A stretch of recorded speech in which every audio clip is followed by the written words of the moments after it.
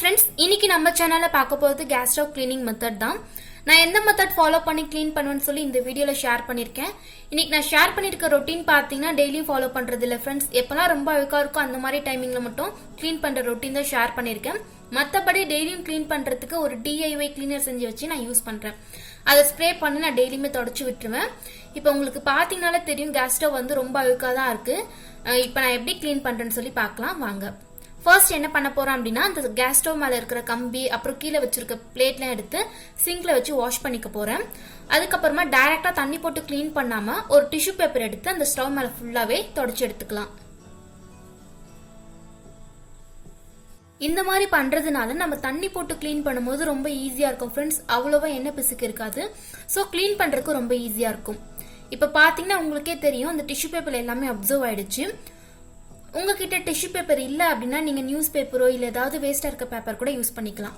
இந்த மாதிரி ஃபுல்லா தொடச்சு முடிச்சதுக்கு அப்புறமா பேக்கிங் சோடா எடுத்து அந்த ஸ்டவ் மேல ஃபுல்லாவே ஸ்ப்ரெட் பண்ணிக்க போறேன். இது எதுக்குன்னு பாத்தீங்கன்னா கண்டிப்பா எண்ணெய் பிசுக்கு அதிகமா இருக்கும். ஸ்டவ் மேல கண்டிப்பா எண்ணெய் பிசுக்கு இருக்கும். அதை ஈஸியா ரிமூவ் பண்றதுக்காக பேக்கிங் சோடா வந்து நம்ம யூஸ் பண்றோம். ரொம்ப எஃபெக்டிவா இருக்கும். இந்த மாதிரி ஃபுல்லா ஸ்ப்ரெட் பண்ணிட்டு அதுக்கப்புறமா நான் என்ன பண்றேன் அப்படின்னா நான் ஒரு DIY கிளீனர் செஞ்சு வச்சு யூஸ் பண்றேன் ஃப்ரெண்ட்ஸ். அது இந்த ஸ்டவ் ஃபுல்லாவே ஸ்ப்ரே பண்ணிக்க போறேன். இதுக்கு பதில் நீங்க ஸ்டவ் கிளீன் பண்றதுக்கு வேற ஏதாவது யூஸ் பண்றீங்க அப்படின்னா நீங்க அது கூட யூஸ் பண்ணிக்கலாம். இப்ப பாத்தீங்கன்னா ஃபுல்லா ஸ்ப்ரே பண்ணிக்க போறேன். ஸ்ப்ரே பண்ணிட்டு ஒரு 2 நிமிஷம் போல இதை அப்படியே விட்டுடலாம். நல்லா ஊறட்டும். அதுக்கப்புறமா நம்ம கிளீன் பண்ண ஸ்டார்ட் பண்ணலாம். இப்ப பாத்தீங்கன்னா 2 நிமிஷம் போல ஆயிடுச்சு ஃப்ரெண்ட்ஸ். நான் ஒரு ஸ்பாஞ்ச் எடுத்து அந்த ஸ்டவ் ஃபுல்லாவே நல்லா தேய்ச்சி வந்து தொடச்சு எடுத்துக்கிறேன். ஃபர்ஸ்ட் டைம் துடைக்கும் போதே கண்டிப்பா ஓரளவுக்கு அழுக்கு அந்த எண்ணெய் பிசுக்கு எல்லாமே வந்து உங்களுக்கு கிளீன் ஆயிடும். ஒரு சில இடங்கள்ல பாத்தீங்கன்னா கொஞ்சம் வந்து அழுக்கு அதிகமா தான் இருக்கும். அங்கெல்லாம் என்ன பண்ண போறோம் அப்படின்னா ஸ்க்ரப்பர் வச்சு ஃபுல்லா இந்த மாதிரி ஸ்க்ரப் பண்ணிக்க போறேன். சோப்ல எதையும் யூஸ் பண்ணல ஃப்ரெண்ட்ஸ். அந்த ஸ்ப்ரே பண்ணதை வச்சு தான் அப்படியே ஃபுல்லா ஸ்க்ரப் பண்றேன். அவ்வளவுதான்.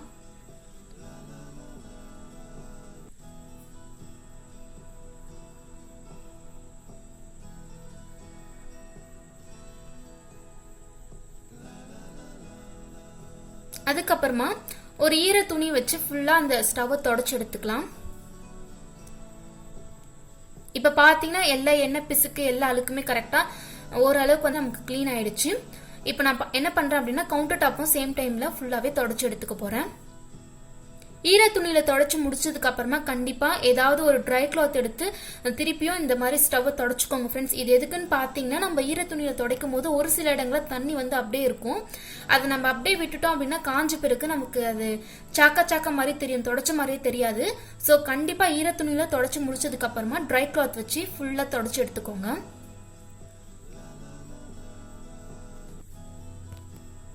கவுண்டர் டாப் கிளீன் பண்றதுக்கும் நான் அதே DIY கிளீனர் தான் ஃப்ரெண்ட்ஸ் யூஸ் பண்றேன். ரொம்ப எஃபெக்டிவா இருக்கும்.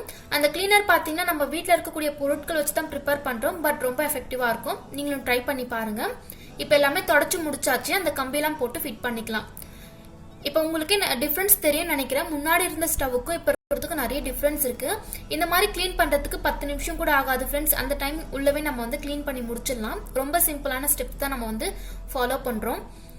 இப்ப நான் என்ன பண்றேன் அப்படின்னா 2 பர்னர்க்குலயுமே வேஸ்டா இருக்க தட்டை வந்து வச்சுக்க போறேன். இது எதுக்குன்னு பாத்தீங்கன்னா நம்ம சமைக்கும் போது சம்டைம்ஸ் பாலோ இல்ல சாதமோ ஏதாவது பொங்கி விழுந்துச்சு அப்படின்னா எல்லாமே அந்த தட்டு உள்ளவே கலெக்ட் ஆயிடும். சோ எடுத்து கிளீன் பண்றதுக்கு ரொம்ப ஈஸியா இருக்கும். கவுண்டர் டாப்பும் பாத்தீங்கன்னா ரொம்ப அழுக்காகாம இருக்கும். கிளீன் பண்றதுக்கு ரொம்ப ஈஸியா இருக்கும். அவ்வளவுதான் ஃப்ரெண்ட்ஸ். இந்த வீடியோ உங்களுக்கு பிடிச்சிருக்கும் அப்படின்னு நினைக்கிறேன்.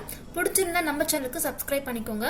இது போல இன்னொரு இன்ட்ரெஸ்டிங்கான வீடியோல பார்க்கலாம். தேங்க்ஸ் ஃபார் வாட்சிங்.